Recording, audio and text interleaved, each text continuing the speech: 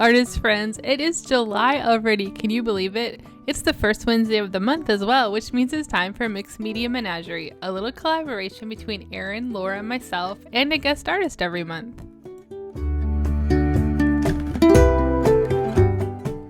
This month we have to use birds, an oil stick, and fabric. Now we do interpret these loosely, so however we choose to use these 3 items in our journals is totally up to the artist. I always look forward to seeing how each artist uses our little prompts each month. It's always such a fun surprise to see everyone's videos, and I cannot wait to see them again today. I began by gessoing my journal and then spreading mixed media on these pages from a ledger and a dictionary as my first layer.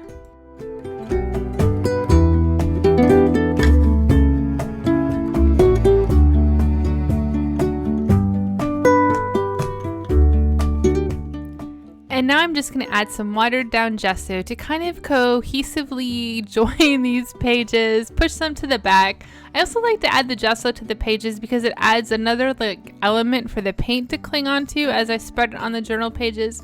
The paint will cling onto that gesso and the ledger pages and dictionary pages in a different way, allowing just a kind of a difference in look to the paint as I put it on the pages.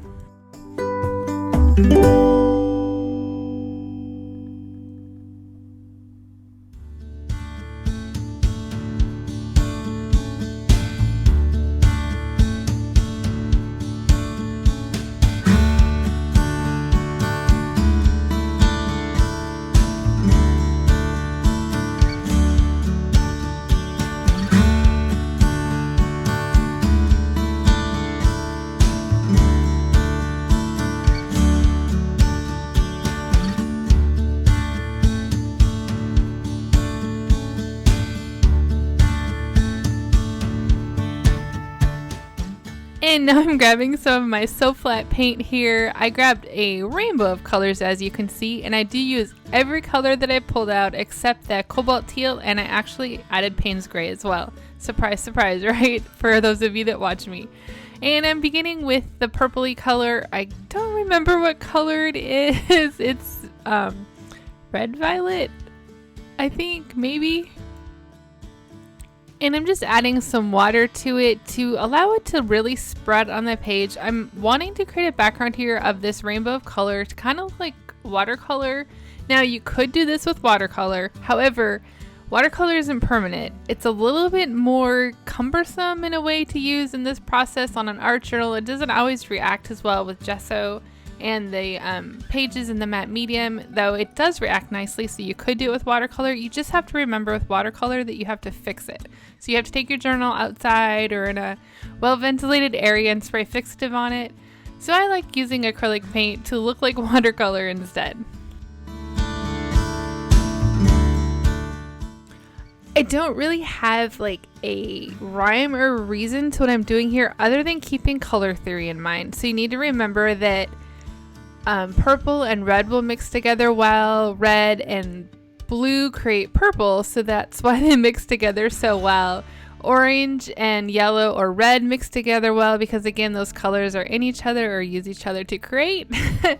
So I'm just kind of remembering the rainbow here and color theory so that my colors blend together. I love purple, red, and yellow or orange blended together. For some reason, this is a color combo that I absolutely love, which probably also surprises you because I use a lot of Payne's Gray, brown, and turquoise in my painting, a little bit more than this combination.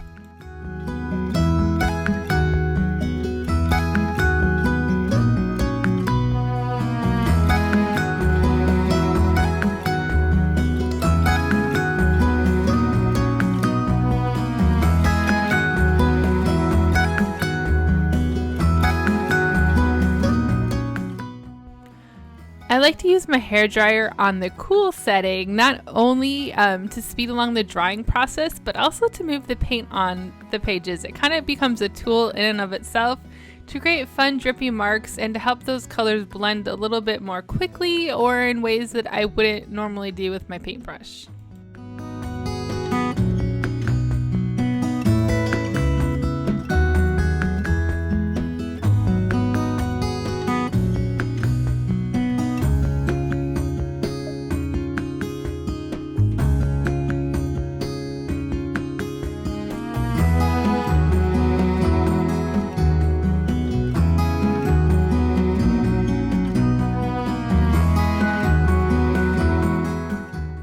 And now I'm adding turquoise. Now turquoise will blend really well with that yellow. However, it won't blend as well maybe with the purple or the red, though it's not awful. It's just not as maybe pleasing to the eye. So I allowed the red and the purple to dry as a little bit more so that it didn't blend too much, and then allowed that turquoise to kind of go where it wanted on the pages. I'm trying to create like a really fun background here. I have an idea in my mind. I know exactly what I want to do for once. Sometimes I don't, but this time I had a plan and I'm sticking to it.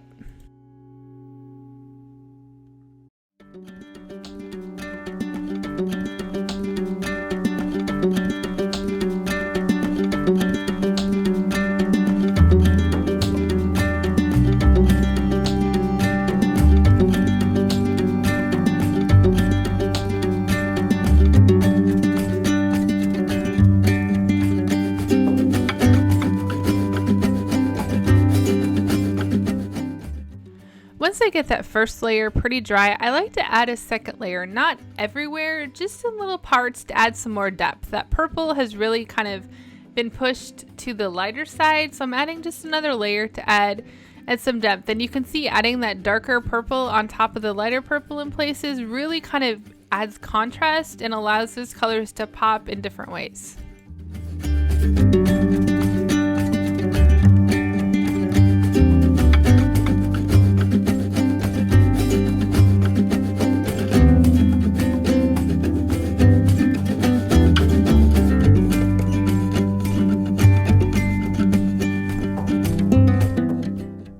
And I'm continuing the same process with the other colors, and my hairdryer on the cool setting again is another tool for helping them not only dry, but continue to blend.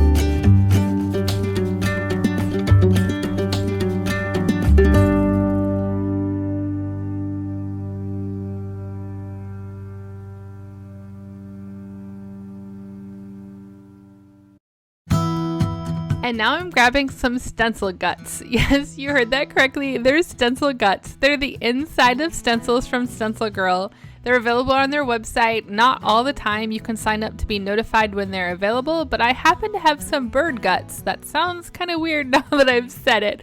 I'm using those birds to stencil around. I'm using them as masks with my Payne's Gray, and I'm choosing spots on my pages where I absolutely love how the colors blend so I can create birds with them. That was the purpose in all of my mixing and blending and paint in the background so that I could create colorful birds. It is my absolute dream to find a painted bunting on our bird feeder one of these days, and a painted bunting is red and blue and green and yellow, I think. If I remember, I'll pop a little photo in here for you to see it. I think I would absolutely lose it if I saw one. My husband saw one in our yard one day, so I know they're around and I cannot wait to see them. They are like an artist's dream to see in the backyard. So this page is kind of my tribute maybe to that dream of seeing the painted bunting in my backyard, though I didn't exactly use the painted bunting colors. I chose some bright rainbowy colors that I kind of love playing with a little bit more. So back to the process here. I'm just lightly using that foam applicator around these bird masks all over the page to create some birds. I did grab like 2 of every shape. A couple of them didn't have 2 in the package, but having 2 allowed me to have them looking left and right without having the back of the stencil get messy. And I'm just like using my intuition here, looking for cool parts of the backgrounds that I want to mask and create the birds.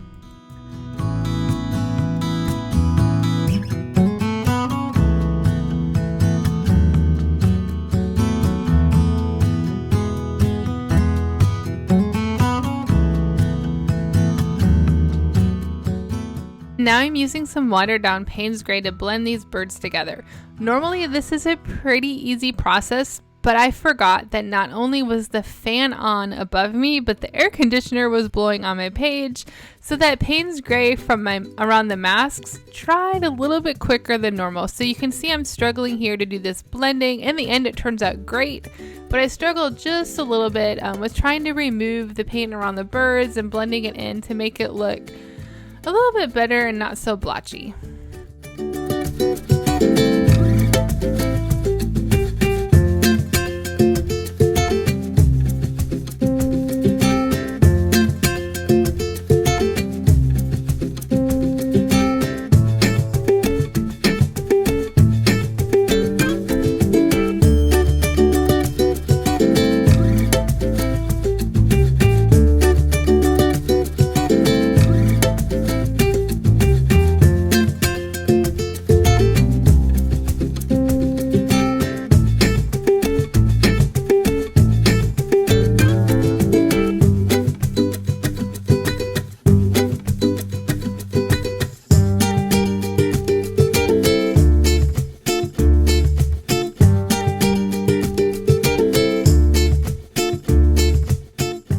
I was especially struggling with that bird there on top. You can see how dark I got the Payne's Gray around it. So I'm using the hair dryer here to kind of help dry the paint as I put it down, to try to maybe help with this blending process, so I can get that Payne's Gray to blend around that bird a little bit more softer, a little bit softly, more soft. I don't know.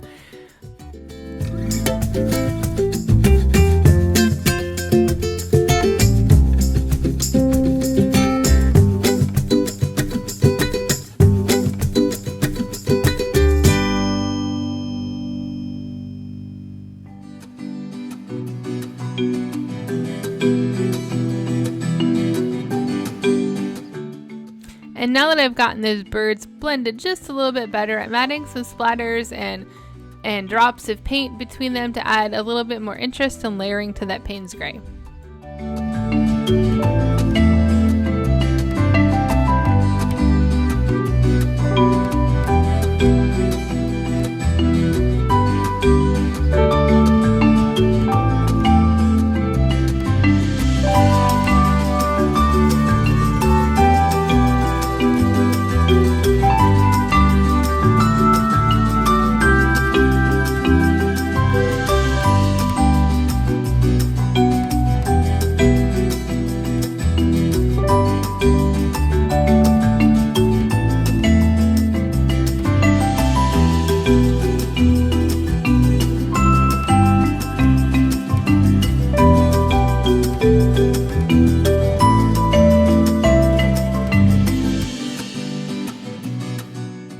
Set those birds aside and work on my little kind of focal point here. I am gessoing this tag, and I'm going to add some gesso to the other tags to the left. I end up not using this manila tag. It wasn't right for my pages, and in a little bit I'm going to gesso a white page instead.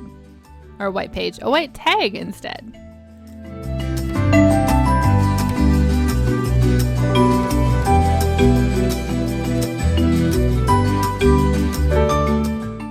Just adding a little bit of white gesso to these to kind of like rough them up, make them look a little bit more used, a little bit like distressed or paint splattered, and a little baby wipe to wipe it away and to kind of mute it just a little bit as well.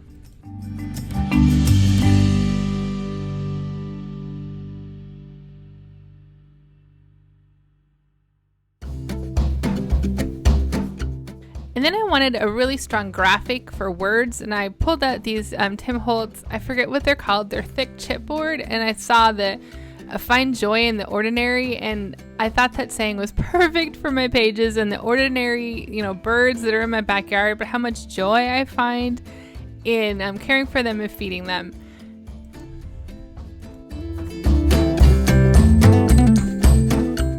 And after gessoing that white tag and letting it dry, I grabbed out my oil sticks. Now, these are so old. I haven't used them in over 10 years, I think, but thankfully they still worked. All you have to do is peel the seal away. The oil stick of them kind of seals up naturally. You have to peel it away to expose the wet oil, and then you can use them. Now, that said they were supposed to take 24 hours to dry, and I should have read that because, well, I was kind of last minute working on this page, so I have to kind of try to speed along the process. I used a hair dryer, again on a cool setting, to try to dry the oil paint, but it wasn't as successful, so I'm going to be really careful as I go forward here so that I don't mess up the oil waiting for it to dry.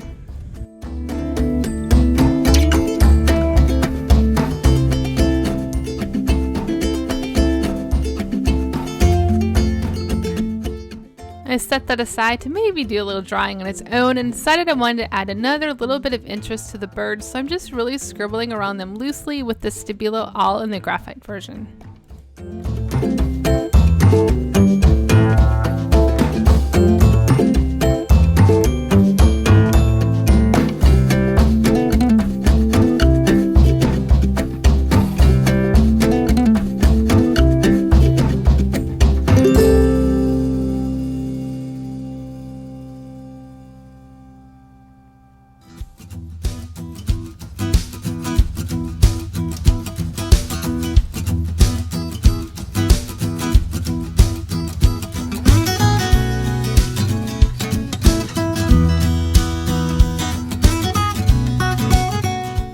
So my plan for this tag is that the oil sticks are going to create a resist that I can put paint around them. I hadn't used the fluorescent violet yet, so I decided to grab that color out and just spread the paint around. Now, because the oil sticks weren't drying for 24 hours, I'm being really careful as I spread the paint around and kind of trying to avoid them as much as I can. So they're going to act as a resist, but also I'm going to kind of force that to happen.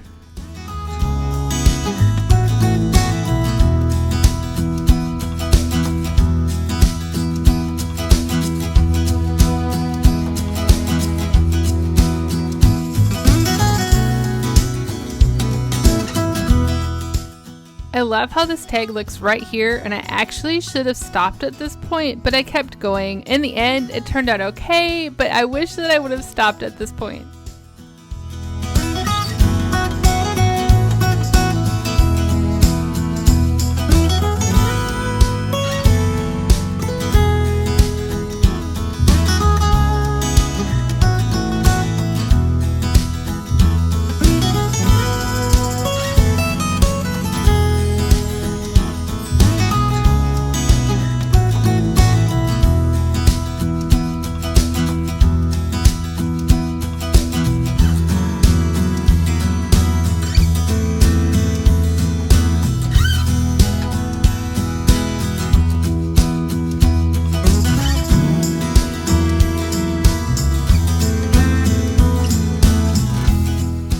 And because I'm not liking how it's looking now, I'm going to try to get back to that original time when I liked how that paint looked on the tag.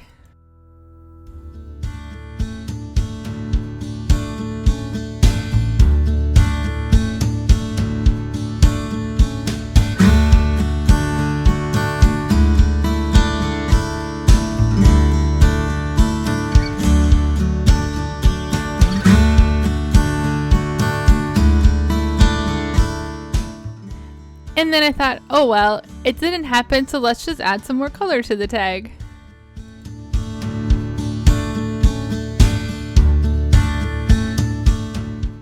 I'm adding some of that pink and then some of the Mars yellow as well, just to kind of add a little bit more interest to this tag and see where I can go, since I kind of had messed it up. Well, it really wasn't messed up, it just wasn't looking how I had hoped it would look, and I thought adding the additional color would allow it to maybe blend in with the background of those birds just a little bit more.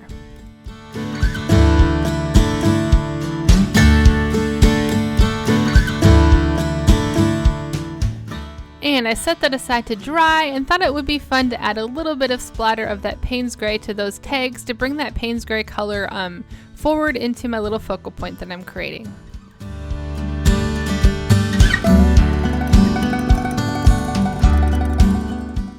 So I let those tags dry for quite a bit. It's actually the next day, and I'm layering them up and looking on my journal page, and I decided that that tag blended in or looked a little funny. It wasn't like distressed enough maybe for my background, so I'm grabbing this Lyra graphite crayon, which was actually good because I hadn't used it yet on these pages. I'd been trying to use it every month because it was part of our kit, so I made it like as a challenge to myself. So I grabbed that Lyra graphite to kind of like grunge up those edges and allow it to not look so funny next to my background.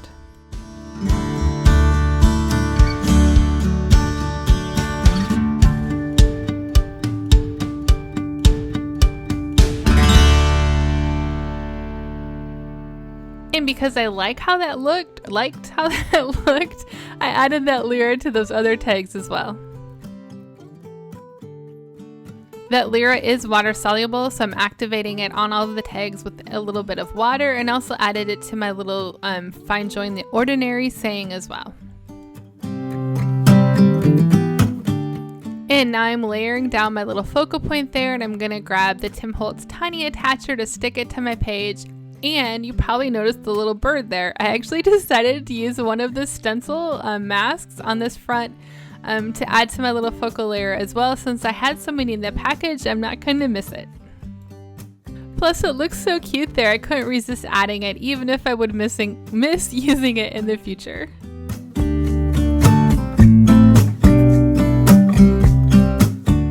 I wanted to be able to still see all the birds that I had created, so I only stapled that tag on the one side and then realized how funny it looked because it was white on the back, so I'm just adding some Payne's Gray to it to kind of tone down that white.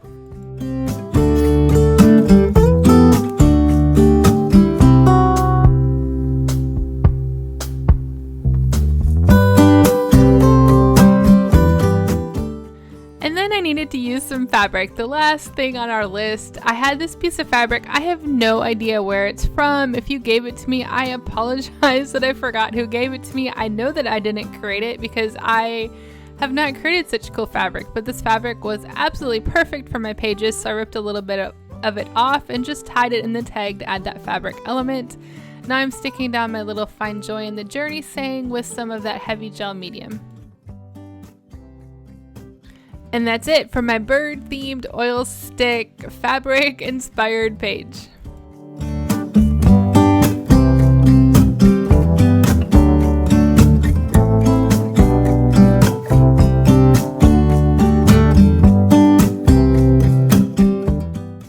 Thank you so much for watching and following along with our fun mixed media menagerie collaboration. Speaking of collab, make sure you hop over and see what Laura, Erin, and our guest artist Tina created this month. The links will all be below in my description box, as well as links to all the supplies and more information for you to find out how you can get some of those really cool stencil guts. We do also have a couple more spots left for guest artists this year. If you're interested, the link to apply, it's not really an application, it's just letting us know that you want to be a guest artist, is below. Also, make sure you play along with us. We love seeing what you create. Hashtag it with MMMJUL22. We look forward to seeing your creations. Thanks again so much for watching. I hope you have a wonderful July.